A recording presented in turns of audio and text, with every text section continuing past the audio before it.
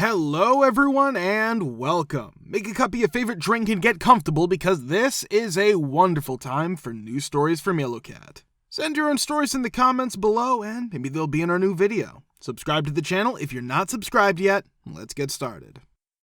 What incident at your job made you so mad that you left it without any notice? Part 5. Well, I don't think I've ever rage quit, but I've had at least 2 horror jobs. One job I had in 2015 was a phone representative for a larger phone, cable, and internet company at a third-party collections payment center. It paid decently, certainly more than my first job. The payment center was my second, and the work itself was simple. Get a call informing you that the customer is past due, schedule payment, or make a payment plan for a later date. After 1 to 2 weeks, services will resume. We've had a lot of unsatisfactory customers who are upset that they must blank verify their address or account or make a payment because they're unable to do so over the phone for some reason. Had some wonderful clients as well, but even though the work was simple, it was also extremely stressful. The management was appalling as well, with the exception of 1 or 2 individuals who ought to be in better positions. High rate of employee turnover. I was given a written warning for being absent due to illness, even though I had a doctor's note and was positive that I had called in. It was claimed that my absence was unexcused. I almost received a citation for being 30 minutes late because I had to go to the front and have my old non-magnetized key card remagnetized because I had forgotten my original one to enter the building. Since this is only my second job, I didn't know that I needed to ask my manager to properly sign me in to avoid getting in trouble. The front didn't inform me either. Since neither of the write-ups was my fault, I declined to sign them. What finally caused me to give up? My parents and I enjoy taking trips, so we were planning to visit Italy. I didn't ask for paid time off. I just wanted to be able to go for the 2 weeks, and I gave them 6 months' notice. Until it got closer to the time we were traveling to Italy, I never heard from them. I sent them another email because, by this time, I was certain that I would have worked there long enough to end the probationary period. I had been there at least 1.5 of those nearly 2 years. They turned down my request to spend time with them. I now gave my 2 weeks. I was wearing a dress on my last day that was just slightly shorter than what they required. Went up to my knees when I was standing, but when I was sitting, it sat more toward my mid-thigh, ETA, or the opposite direction. That day, I think I only got up twice. This was a phone exchange. No one's unemployed. A normal cubicle line. It seems that I offended someone, and they asked me to change. They decided to end my day early because I didn't live close. I gave my key card to them, and that was that. My third to last job was the second terrible one, and it should have been a fury quit. Small doctor's office for a chiropractic and holistic weight loss clinic. 4 of us, the doctor included. She'd yell at us, made fun of my laugh, blamed my ADHD, sent the most senior coworker home for 2 days saying, "Oh wow, you're far," yelled at me for suggesting a guest have an oatmeal bath as it was not in her manual and would have messed up the guest's plan for weight loss, didn't know, and her manual is extensive. She was counting on me to know it by heart, yelled at us for not bringing in enough business, claiming that if we did, we'd be paid more. 3 months in, I spent most of my time sitting at my desk applying to every job for which I believed I might be qualified. After 2 weeks of working at my new job, which was 10 minutes away from my house, if not closer, she was upset that I was now working at a place farther away than hers. It was horrible, but it also had some amazing benefits. I could leave at any time and wasn't required to stay for the full 2 weeks. I simply wrapped up the week instead of doing so. Would have raged quit in the most epic ways if I had the chance and guts, in the type of hire a band to quit for me type of way for both, but I didn't. But they definitely deserved it. First job out of college. After graduating, I was excited to receive a job offer with reasonable compensation as the recruiter had misrepresented the job and essentially sold me on it. I knew I would be unhappy there after just 1 day of work. It was a desk job in a cubicle that essentially played to all of my weaknesses rather than any of my strengths.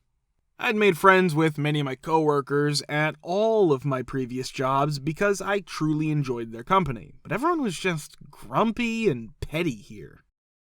It's difficult to explain their attitude, but let me just say that it was very unwelcoming. I believe that after working there for a while, they simply became depressed and vented their frustrations on others. After a month, I was hopelessly depressed and felt stuck because, although I had taken the job because I needed the money, I detested going to work every day. By the 4th month, I was sleeping through every shift and waking up every day in a deep depression. I had never before been called into my boss's office on a regular basis and given a reprimand for whatever error I had made. However, the truth is that I did make mistakes because I detested my job so much that I lacked the motivation to spend hours poring over Excel documents. I managed to last roughly 5 months before making another dumb mistake that required me to come into the boss's office. At that point, my boss finally asked, "Do you even like this job?" Usually, I'd tell a falsehood like, "Oh yes, I apologize, I'm still learning about office work. I swear I won't make the same mistake twice," or other nonsense to maintain my job, I had to say. But I'd finally had enough on this particular day. I informed my supervisor that I was quitting, that it was the worst job I had ever had, and that my coworkers were pathetic, miserable, and just plain unpleasant to be around. In fact, my boss showed me compassion, and together we devised a plan for my official resignation in a month, which would have given me time to find another job and them time to find a replacement. To be honest, it was really satisfying to return to my desk and compose my letter of resignation. The boss had requested that I put everything into writing. One amusing last-minute detail about this job was that I was required to train the replacement after they were found. She simply no-called, no-showed on my last day, the day my replacement would take over officially. After a week or so of training, she came to the conclusion that this job was not worth the time or money. I even tried my hardest not to let my dissatisfaction with the job interfere with her starting, and I never spoke poorly on my boss or my coworkers or the job itself. She could just see right away how S it was. If you're stuck in a gray cubicle somewhere and feel lost, just know that you're not stuck, and if you stand up for yourself, you can make the changes in your life that you need. Homeowners, share your story of encountering a moronic neighbor or HOA, Part 5. As a child, we shared a house with a great guy and his wife. They had to leave one day because the bank had taken back the house. Next thing we knew, there was a shady trucker, I know not all truckers are bad, I used to be one, who regularly fought with his wife in the front yard. Right away, they built a fence around the whole property. After these people have been up to no good for a few years, someone comes to the door. My dad was arrested for damaging someone else's property because they said we threw things at their fence and broke it. This is where the story gets interesting. As proof in court, they showed clear pictures of a totally different fence. The judge told the sheriff to go take his own pictures of the fence because my dad had pictures of it. Because they cursed at the judge and lied about evidence, they were found in contempt of court and arrested right away for making threats against the judge. Dad sold the house right away and we moved out. But he got the last laugh because he sold it to the bailiff of the court they were in. So now his next-door neighbor is the man who arrested him. Soon after, he overdosed and died. After he was gone, they lost the house to the bank. The worst neighbors ever.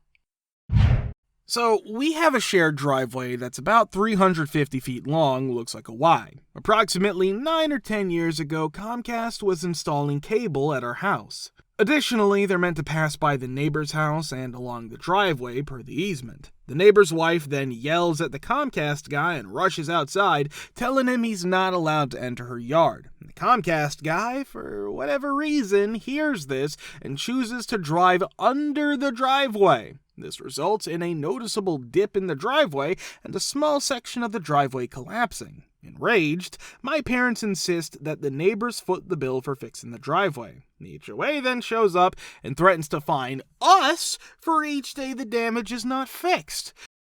When we tell them the tale, all they can say is that we should share the bill with the neighbors, even though it is entirely their fault. We've managed to avoid fines for the past 9 years by informing the HOA that our neighbors won't pay. We finally paid for the driveway's collapsed portion to be fixed this past summer. The HOA is now complaining that our driveway's portion doesn't match the rest. Well, I'm sorry, HOA, we don't have the $3,000 it's going to cost to repair our entire long A driveway. On both sides, I had some really bad neighbors. One side began by hurling trash and random toys into my front and backyard. I spoke with the mother and children, and they assured me that it would end. After that, they progressed to break in glass and began routinely egging my house. When we tell the mother about the children, she gets angry and starts being about us accusing her children without any evidence, etc. We thus purchase a cheap wireless camera to keep an eye on the front door, and naturally we get a ton of footage showing her kids acting like little S-Landia S-Lords and strewing their poop all over the place. Take note that at this time, we're still attempting to resolve the issue amicably. One day, I woke up to find eggs all over the porch precisely aligned with her backyard. My fiance goes to talk to the neighbor, who blows up telling us that we don't belong here, that we've always been acting haughty around her, which we haven't, we pretty much stay inside all the time, and that she hopes we have kids so she can F them up. And then a whole slew of the grossest insults imaginable. Since they live in public housing at this point, we begin corresponding with their landlord directly. Cue back and forth with their assigned worker, followed by a court order declaring that if they continue with their behavior, it will end permanently after the first, second, and third strikes, which took nearly 18 months because he couldn't be bothered, or I'm not sure. By that point, they had gotten into arguments with almost every neighbor in the neighborhood, and one more tenant of the public housing complex had had enough and moved out. Even worse was their replacement. The mother had an extreme addiction to illicit drugs. The kids are little devils. They will rev their dirt bike for 9 hours on Sundays, rip my gate off its posts, throw rocks, eggs, beer bottles and car parts at the house, our guests, and the car, kick down the bins, spray paint my fence, and even attack my family and me. The elderly visitors aren't much better. They constantly come and go, maybe to trade tobacco from the car boot, though I'm sure that bong is for cigarettes, park across the driveway to completely block us off, make threats of violence, and so on. So now, we're dealing with Neighbor of H number 1, 4 years at this stage, and Neighbor of H number 2 just arrived. Several months into the experiment, we upgraded the security cameras to include HD, wide-angle, night vision, and other features.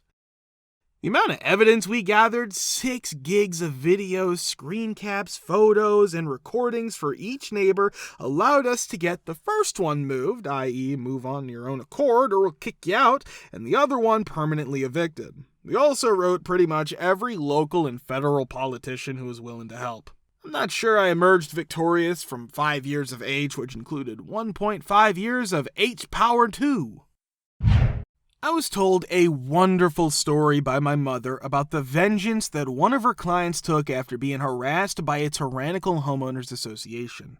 The individual is a surgeon and possesses a great deal of wealth. When he bought a piece of property, the homeowners association began to wreak havoc on him by ripping out his trees and fining him large sums of money for infractions that were without foundation. When he would fight them and ask for proof, they would retaliate by screwing him even more. They fined him for the paint color of the house, which was already on there when he bought the property, so he paid to have the house repainted with a different color. After that, they issued him a fine for the reason that the mailbox wasn't the right color, and the list could go on and on. Following a period of time, this individual even stopped coming to the property and moved into a different residence because he was unable to tolerate it any longer. The childness and the retaliation were becoming too much for him to handle, and he was done with it. The retaliation. Because he was a surgeon of considerable renown and possessed an enormous amount of wealth, he made the decision to purchase every single piece of real estate that became available in the neighborhood. This scheme was carried out over the course of a year, during which he purchased property after property in this neighborhood. In order to avoid arousing suspicion, he would put the names of the properties in the names of various businesses that he owned. Even the HOA was completely unprepared for it. His attendance at a meeting of the Homeowners Association HOA, in which they were re-electing all of the board members for the year, was for the purpose of discussing a complaint he had regarding one of the numerous letters he had received, which had fined him for yet another ridiculous violation. They basically told him to pound sand. He made a statement that was something along the lines of, "Here's a list of all the properties I now own in this neighborhood, and that makes me the majority owner. I'm disbanding this HOA." They were stunned, but there was nothing they could do about it. He prevailed over them. I was really given a Justice Lady boner when my mother told me this story because of the horrible HOA that we had to deal with while we were growing up. If you want to watch the part 4, click the link here. We're very, very glad to see you all in the comments again. Many, many thanks for your support.